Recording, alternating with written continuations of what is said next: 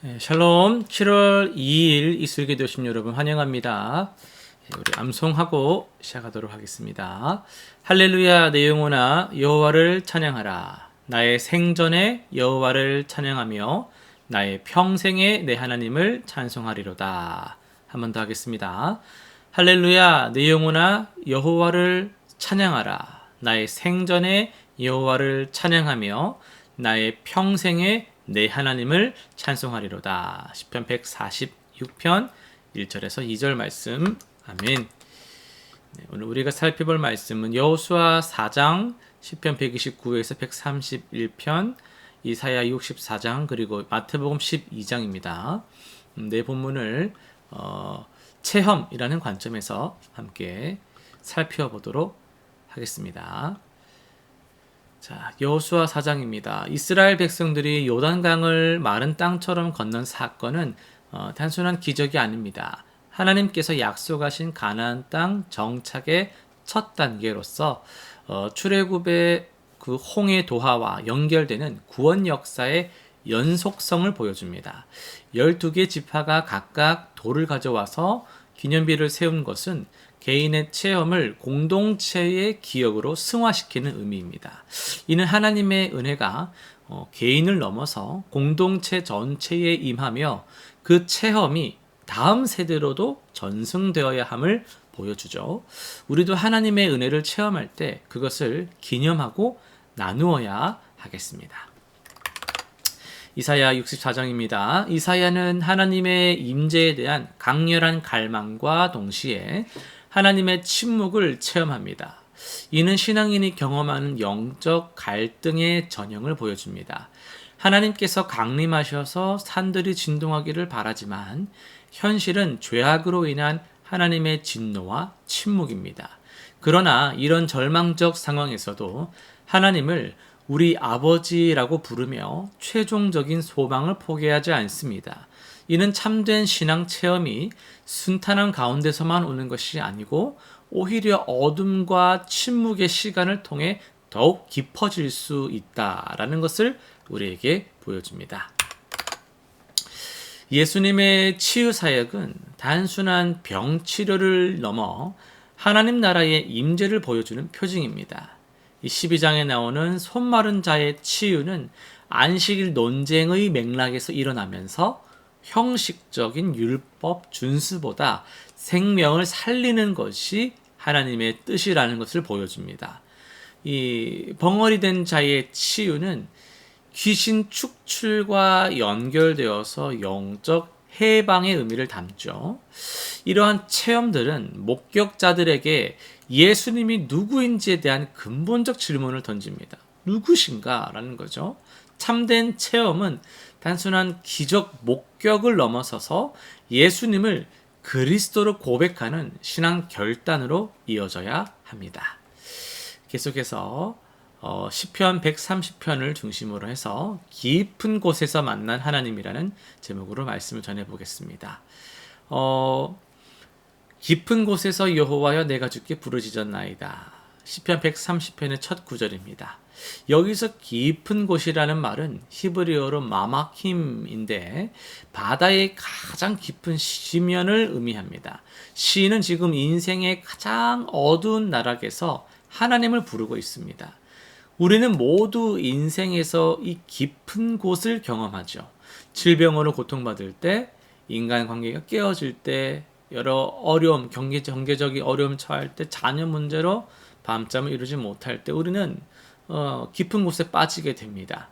그런데 놀라운 것은 바로 그 깊은 곳에서 하나님을 가장 가까이 생생하게 체험하게 된다라는 거죠. 시인은 깊은 곳에서 세 가지의 중요한 체험을 했습니다. 첫째는 절망의 체험입니다. 3절 보시면 주 여호와여 주께서 죄악을 지켜보실진데 주여 누가 서리이까. 그는 자신의 죄를 깊이 깨닫습니다.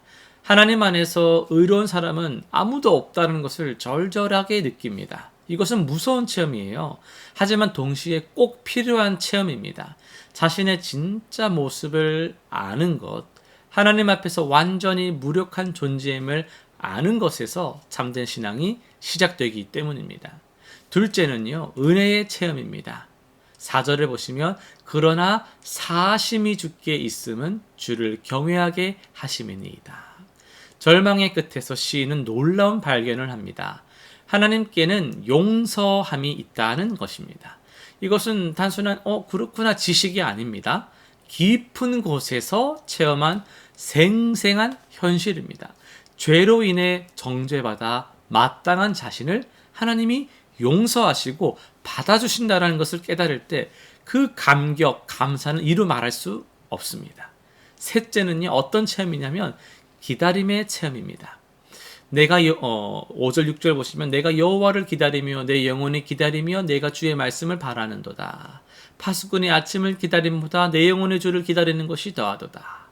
여기서 시인은 완전히 변화된 모습을 보여줍니다. 조급하게 하나님께 막 매달리는 그런 것이 아니라 평안한 마음으로 기다리는 거예요. 마치 누가요? 파수꾼이 긴 밤을 견디며 새벽을 기다리듯 말입니다. 여러분, 이것이 참된 신앙 체험의 과정입니다.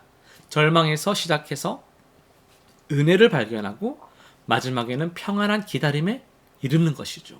많은 사람들이 이 1단계라고 할 수 있는 절망에서 머물거나 2단계 은혜에서 흥분만 하고 끝나는 경우가 많아요. 하지만 진정한 신앙의 성숙은 3단계 이 평안한 기다림에서 나타나는 겁니다. 파수꾼의 비유가 특별한 이유가 무엇일까요? 파수꾼은 밤이 아무리 길고 어두워도 새벽이 반드시 온다는 것을 확신합니다. 그래서 조급해하지 않습니다. 마찬가지로 성숙한 신앙인은 현재의 어려움이 아무리 길고 힘들어도 하나님이 살아계시고 하나님이 역사하시고 하나님의 구원이 반드시 온다는 것을 확신합니다. 그래서 평안히 담대하게 기다릴 수 있는 것이죠. 시편 131편은 이런 성숙의 최종 단계를 보여줍니다. 여호와여, 내 마음이 교만하지 아니하고 내 눈이 높지 아니하오며 내가 큰 일과 미치지 못할 놀라운 일을 하려고 하지 아니하나이다. 실로 내가 내 심령으로 고요하고 평온하게 하기를 젖된 아기가 그의 어머니 품에 있음 같게 하였나니. 여러분, 젖된 아이의 비유는 매우 중요합니다. 젖 먹는 아이는 배고플 때만 어머니를 찾잖아요. 하지만 젖된 아이는요, 무엇을 원해서가 아니라 단순히 어머니와 함께 있는 것을 그 자체를 좋아합니다. 성숙한 신앙인은 하나님께 무엇을 달라고 조르는 사람이 아니라 하나님과 함께 있는 것 자체를 기뻐하는 사람이죠.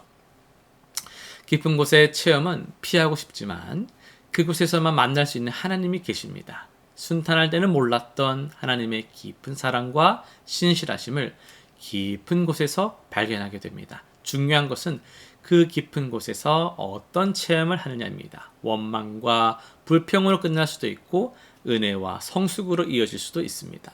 하나님께서는 우리의 깊은 곳을 통해 우리를 더 깊은 신앙으로 인도하기를 원하십니다. 실천사항 3가지를 한번 정리해 볼 텐데요. 첫 번째는 현재 여러분이 겪고 있는 어려움을 깊은 곳으로 받아들이면서 그 가운데서 하나님께서 무엇을 말씀하고 계신지를 한번 귀 기울여 보십시오. 매일 조용한 시간을 가지면서 하나님께 솔직하게 기도해 보시기를 바랍니다. 두 번째는요, 과거에 경험했던 깊은 곳들을 되돌아보면서 그때 하나님께서 어떻게 역사하셨는지를 기록해 보세요. 그것들이 지금의 신앙에 어떤 영향을 주었는지도 생각해 보시길 바랍니다. 세 번째는요, 지금 깊은 곳에서 고통받고 있는 이웃을 찾아서 함께 기도하고 격려해 주십시오. 우리의 체험이 다른 사람들에게도 희망과 소망이 될 수 있습니다. 작은 관심과 사랑의 실천이 우리 지체들에게 큰 힘이 됩니다. 기도하고 마치겠습니다.